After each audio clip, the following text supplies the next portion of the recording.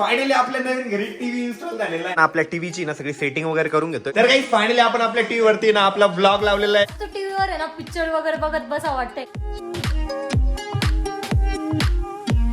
Good morning and welcome to our new blog. तर आजचा blog आपल्या नवीन घरी चालू होतोय. आता आहे ना एकदम मायनर जे काम आहेत ना ते आज आम्हाला कम्प्लीट करायचे. आणि आपल्या वॉर्डरोबला ना इथे काच लावलेले नव्हते, तर आता आहे ना ते काच सुद्धा लावलेले. किती सुंदर दिसते ना आता ते एकदम प्रॉपर आणि पूर्ण फिनिश झालेलं आहे आता ते काम. त्याला एकदम छान क्लीन करायचंय. डार्क लुक काढावं लागणार आहे आपल्याला. हा, तेव्हा आपण राहिला येऊ ना तेव्हा पण आपल्याला खूप क्लिनिंग करावी लागणार, कारण की काचेवर आहे ना लगेच हात दिसतात असे. हे इतके घाण झालेले आहे ना, न्यूजपेपरने पुसावं लागतं त्याला मग. आणि आम्ही नवीन घराच्या क्लिनिंग साठी ना पोचा सुद्धा घेऊन ठेवलेला आहे. सगळंच घेऊन ठेवलेलं आहे, फक्त आता इकडे राहायला यायचंय लवकर. तर वरच्या बाथरूम मध्ये ना इतका आवाज घुमतोय माहिती का. काच आणि इथे असं डोर येणार आहे आणि या साईडला आहे ना एक्झॉस्ट फॅन सुद्धा लागलेला आहे आणि पूर्ण पॅक सुद्धा झालेलं आहे.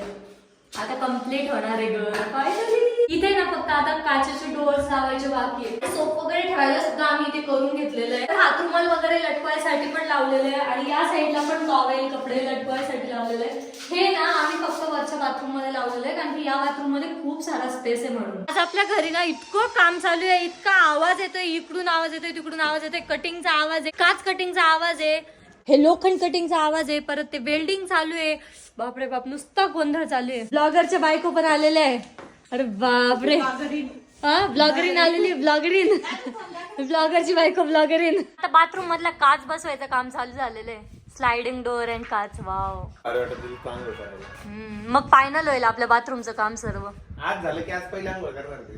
बरं, बाथरूम मधला स्लायडिंग डोअर सुद्धा बसलेला आहे. संध्याकाळचे 6 वाजलेले आहे. आतापर्यंत आम्ही नवीन घराकडेच आहे. आतापर्यंत ना आपल्या ग्लास ग्रिलचं काम चालू आहे. अजूनपर्यंत ते काम झालेलं नाही आहे. थोडा एक टप्पाच झालेला आहे. बाकी खूप सारं काम अजून पण पेंडिंग वर आहे. इतकं बोर झालंय ना आता असं वाटतंय फटाफट काम झालं पाहिजे. आणि एकतर पॅरेंट्स बेडरूमच्या वॉलपेपरचं काम पण आज झालं नाही, ते सुद्धा पेंडिंग वर पडले. सो त्यामुळे एक काम नाही झालं ना की असं पूर्ण मूड ऑफ होऊन जातो. असं फटाफट काम झालं पाहिजे. आम्ही टेरेसवर आलेलो आहे आणि टेरेसवरच सुद्धा ग्रिल फिट झालेली आहे. किती भारी वाटते. हे उडण घेतलं त्यामुळे जास्त भारी वाटतंय. आता जी सर्वात वरची बेडरूम आहे ना ती फायनल कम्प्लीट झालेली आहे. आम्ही तिचं बाथरूम पण इतकं चकचक धुवून काढलं माहिती का. इथलं बाथरूम पण एकदम धुवून काढलेलं आहे. आणि आत्ताच ऋषी आहे ना इथं आंघोळ केली, त्याच्यामुळे ना इथं वाफ क्रिएट झालेली आहे. कारण अजूनपर्यंत ना एक्झॉस्ट फॅन चालू झालेला नाही. एक्झॉस्ट फॅन चालू झाला ना की मग एवढे वाफ नाही होणार आहे. बापरे, असं दम मरतोय डायरेक्ट मध्ये. ते एकदम गरम पाण्याची वाफ लागते मध्ये. आणि आज आम्हाला ना ही रूम एकदम फायनल कम्प्लीट क्लीन करायची, एकदम फायनल. तर आता माझं आहे ना हे सेक्शन आणि खालचे जे ड्रॉअर आहे ना हे क्लिनिंग झालेले आहे. आता बस हे वाला आणि ते वाला क्लीन करायचं बाकी. म्हणजे मधून थोडीफार धूळ लागलेली ना ती पूर्ण क्लीन करायची. तर घराची जी साफसफाईची मोहीम आहे ना ती जरा आम्ही जास्तच मनावरती घेतलेली आहे. सगळेच साफसफाईला भेटलेले आहे, जसं की हर्षद, मम्मी, पप्पा, आरोही, यश, मयूर सगळे साफसफाईला भेटलेले आहे. आणि आरोही त्यांची साफसफाई बघा कशी चालू आहे, त्याच्यावर चढून पाणी फेकताय. अरे खूप हार्ड होतं इथे, इतकी धूळ होती ना काढताच येत नव्हतं. मग पाणी टाकल्याशिवाय पर्यायच नव्हता आम्हाला. आणि तिने पाहते कसं खोचून घेतलंय ड्रेस तिचा. चालू आहे साफसफाई. हर्षद, तुझी रूम आवरली का? हो आवडली. आणि मी पण इतकं धुळीचं काम केलं माहिती का, सगळे केस बिस सगळे खराब झाले. मी जस्ट आंघोळ केली आता मला परत आंघोळ करावं लागणार आहे. आणि घरून आहे ना मी शॅम्पू आणि कंडिशनर पण घेऊन येईल आणि नवीन घराकडेच आपण आंघोळ करू आणि एकदम मस्तपैकी आंघोळ करून टाकू. तर आजचा आहे नेक्स्ट डे. काल आम्ही ना खूप कामात बिझी होतो, ब्लॉग घेणंच झालं नाही, कारण की ना पूर्ण घरात पाणी झालेलं होतं. आम्ही पूर्ण घर धुवून काढलं होतं. विंडो वगैरे इतक्या खराब होता ना, पूर्ण पाण्याने वॉश केल्या, एकदम स्वच्छ झालेलं आता घर. मी तिकडे जाईल ना तेव्हा तुम्हाला दाखवेल. इतकं पॉश दिसते माहिती का. आता एवढी सुद्धा धूळ ठेवली नाही आम्ही. पण आता आहे ना जोपर्यंत राहिला जात नाही तोपर्यंत रोज कंटिन्युअसली पुसत राहावं लागणार आहे, म्हणजे टोटली धूळ गायब होणार आहे. तर आज आपल्याला इलेक्ट्रिकचं थोडं सामान घ्यायला जायचं आहे आणि नर्सरीमध्ये पण जायचं आहे. आपल्याला ना प्लांट्स आणायचे, असे शो वाले प्लांट्स असतात ना, ऑक्सिजन वगैरे प्रोव्हाइड करताना ते प्लांट्स आणायचे. ऋषी आपले स्कॉर्पियन घेऊन आलेले आहे. आता आपण जाणार आहे स्कॉर्पियन मध्ये. हे घे चाव्या, किती सारे चावे.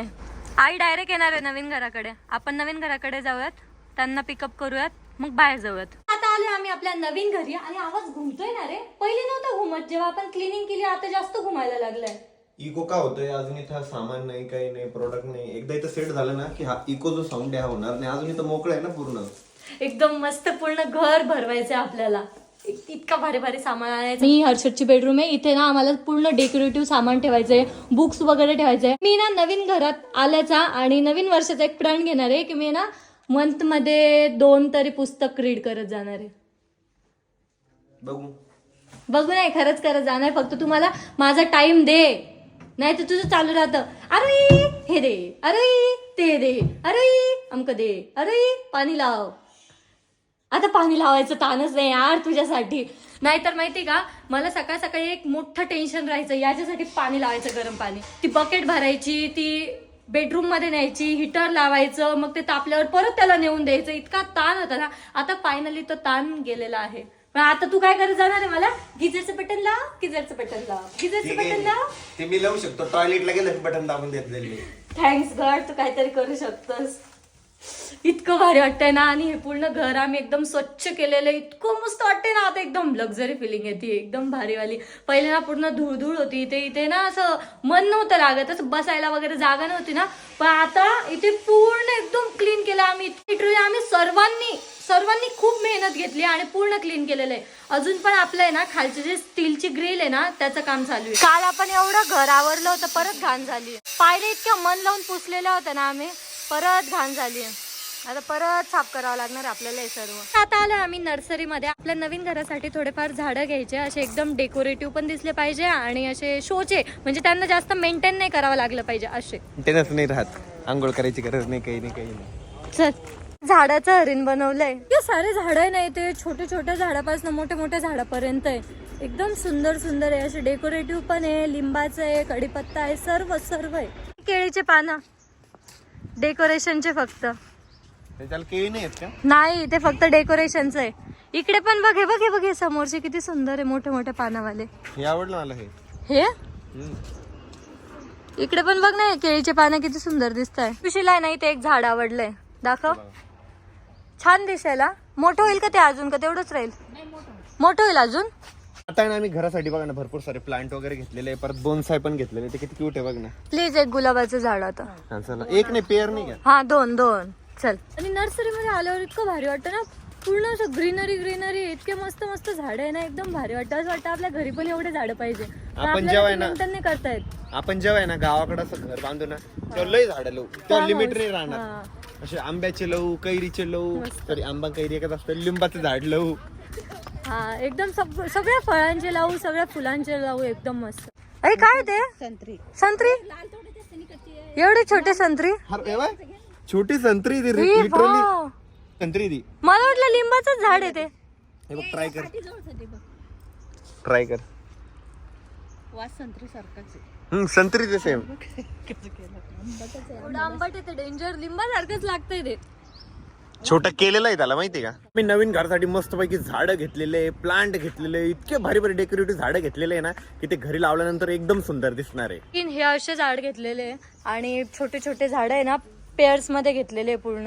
हे ऋषी, हे 2 ओपन टेरेस वर आहे. एक बोनसाय सुद्धा घेतलेला आहे आणि हे 2 आहे ना, हे पार्किंग मध्ये राहणार आहे. शेवंती घेतलेली आहे. शेवंती सुंदर दिसते. आपले झाडं घेऊन आलेलो आहे नवीन घरी. अरे गेला सेट करून देऊ. माग तसं पण रिकामच आहे आता. त्या ग्रिलचं पण ऑलमोस्ट काम होत आलेलं आहे आता. सुंदर दिसतं. 2 कोपऱ्यात 2 लावायचे मस्त. आपण कधी कधी इथं पण ठेवू शकतो ते असं डेकोरेशनला. मी आपल्या जुन्या घरचा टीव्ही घेऊन आलेलो आहे नवीन घरी, कारण की हा टीव्ही ना आपल्या बेडरूम मध्ये फिट होणार आहे.